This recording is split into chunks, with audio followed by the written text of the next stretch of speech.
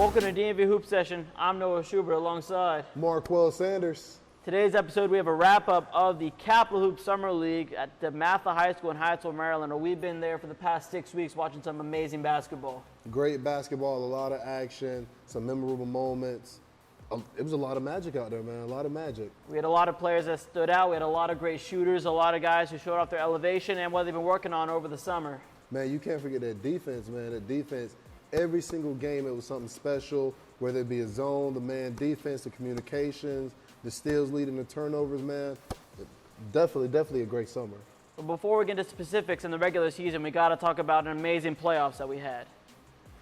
After 32 teams battled out during the regular season, it was cut down to 16, which provided a memorable and outstanding playoff run from some individual squads. So, no, we had like two great programs this year go undefeated to come out to be the top 2 seeds in the playoffs. Yeah, and both of them were kind of unexpected in a sense because you had a team in Tacoma Academy that came in. No one really knew what to expect, kind of an unknown quantity, but then they came in and went 10-0 in the regular season. And then Dematha, who was a perennial powerhouse in the area, but lost their entire starting 5 to graduation after this past year with a brand new head coach in Mike Jones that just came in April. So definitely amazing to see their rise through this tournament and how they came together as a squad.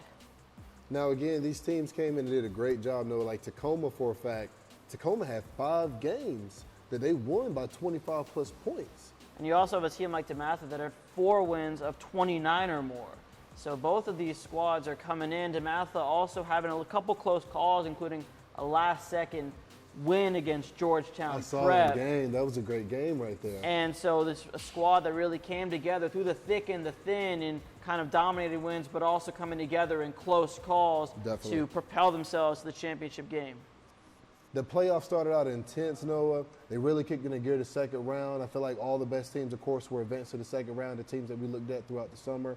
The best matchup to me, coming off one side of the bracket, I got to go with the Dematha Gonzaga game.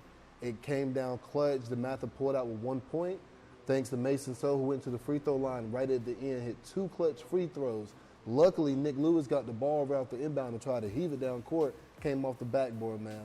But then again, you got to check out that Hawks game. I don't know if everybody checked it out online yet, but you got to check it out. The Hawks versus the Tinley Tigers. And you know Rob Dockery sat out that game. He wasn't there. The Hawks had the guys up by 20 points. Now, I thought Tinley was going to turn over and it was going to be a wrap, you know what I'm saying? But Tinley started putting that work in that second half, came out, the intensity picked up, the defense picked up. I believe coach switched over from man straight in the zone, and they got in transition. They came right back. But you already know Greg Jones and David King, they showed up and they showed out, man. They put on a great display of ball out there, and great teamwork, great communication, and the guys pulled out the win to advance to the next round. And I'm here with Greg Jones, who just had a huge game, just put up 26 points here tonight, versus the Tinley Tigers in this playoff game here at the Capital Hoop Summer League. What do you have to say about your performance? I feel like, came out a little rusty, had a few missed shots, but I just stuck with it and, had a big lead there in the second half, and then we let up a little bit, and then we finally pulled through. So I felt like it was a good performance. Again, Noah, the playoffs got off to a fiery start. 16 teams. Out of that 16, 4 public schools made it. Yeah, definitely showing off that public schools around the DMV, Maryland, D.C., and Virginia can really hoop and show what they have and can come up and compete against these private schools as well, who dominate with imported talent versus the homegrown talent we see with these public schools. And on the other side of the bracket in the second round, we had 2 great games as we had Landon taking on Patriot. Patriot, one of our public schools that we've seen coming into this, who had a great showing and show what public schools were about, but they ran into the buzzsaw that was Tyler Perkins from Landon. Man, that's a league MVP right now, man. That boy balled. I believe he averaged 23, 24 points? 25 points. 25 points per game for Landon. And on the other side, you had Georgetown Prep, who came in as a 10 seed in the playoffs. 7-3 during the regular season, taking on the undefeated, as you mentioned, Tacoma Academy, but they beat him by 8, 70-62, and came out strong in that one. Now, Rawan Gray's on that squad too, and he made the Capital Hoop Summer League team. Now, he's been hooping all summer. Now, he got some dunks. He got a nice little dunk package right there. He probably on 2K right now. But I got to see what you got going on for real. But he definitely hooped out this summer for him. But, I mean, it was Akbar Wahid alongside that entire Georgetown Prep squad, Gob Cody and Akeem Clark and all those boys who were able to come out with a W in that one. So moving over to the third round, got to talk about that Dematha Hayfield game. That was a huge game. That game was close the whole entire way. Halftime, I believe this might have been the lowest scoring game that I've been to all summer. Halftime was 30-24. I mean, like, defense was stifling on both sides. There was really no transition basketball, really. Both teams were forcing each other to play half-court ball. So we got to talk about this Malcolm Thomas on Greg Jones matchup. I saw it a lot throughout the game. Greg Jones definitely was giving it to Malcolm Thomas, but he definitely came back now.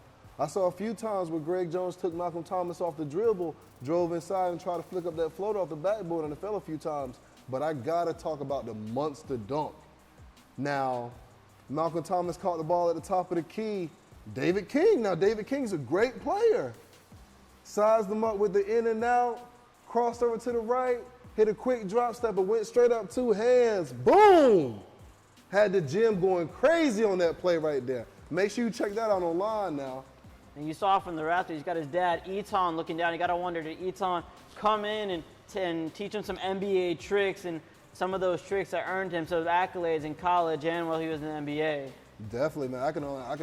I can only imagine that ride home and you just looking like, that's a grown man dunk right there. That's what I teach my son right there. Respect, guys, respect. Shout out to the Thomas family. And I mean, Greg Jones only scoring 12 points in that game, really limited. You talk about that Dematha defense. I mean, you had some guys like Jaden Winston, Isaiah Arnold, who were just coming in on defense, just not giving anyone an inch. Greg Jones averaged 24 points during the regular season, during the 10 games of regular season, coming to the playoffs in the semifinal game, and just got absolutely just dominated. There's got to be strategy by Coach Jones because the end of that game, I saw like the guys, Jaden Winston was holding them some. Next thing you know, it was Mason So. Next thing you know, it was Isaiah Arnold. I mean, everybody was pretty much getting pieces. I even saw Lewis and Adam Fox down there too. Everybody was out there getting it. They had to shut that man down again. One of the leading scorers in the league.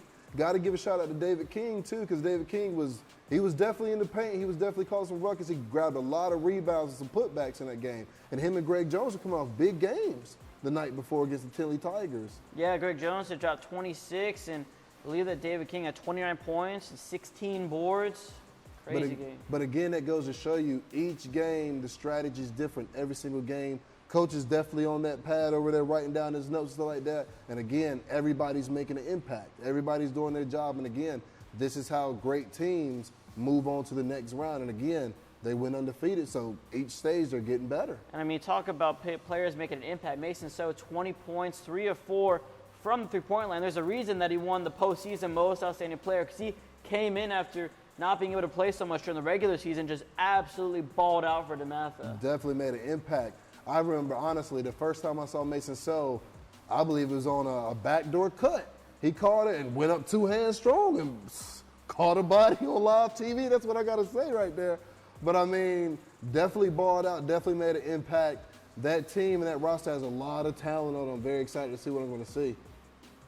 On the other side of the bracket, we had Georgetown Prep taking on Landon. Georgetown Prep led by Akbar Rahid, 28 points, 11 boards, and went 7 of 14 from three-point line. Team as a whole went 19 of 37, just raining down threes. But I mean, other than Tyler Perkins, 28 points and 10 steals. You don't see double doubles with points and steals. 28 points and 11 rebounds in this game. Talk to me about what we saw on the floor tonight. It was a great game all around between both teams. My teammates, we came together. They found me a lot. They started dishing the ball, so I credit to them. Guys, the defense, again, Summer League has been big. The strategy's been big. I've been seeing man defense. I've seen a lot of zones. I've seen substitutions and coaches switching it just like that. Again, confusion, but 10 steals? Now, Akbar has been he's been very big for those guys over there at Georgetown Prep all season long. It's like that, but still, 10 steals now. You get your hands in there every single time. Like, I mean, he was there in lanes. He was ripping them away from guys. But, I mean, talking about defense, got a guy 6'10", Gop Cody, rising sophomore for Georgetown Prep, had several blocks in a game. I mean, he averaged 2 per game throughout the entire season. I mean, even with 22 turnovers by Georgetown Prep, they came in, they took care of business, winning by 20, 80-60.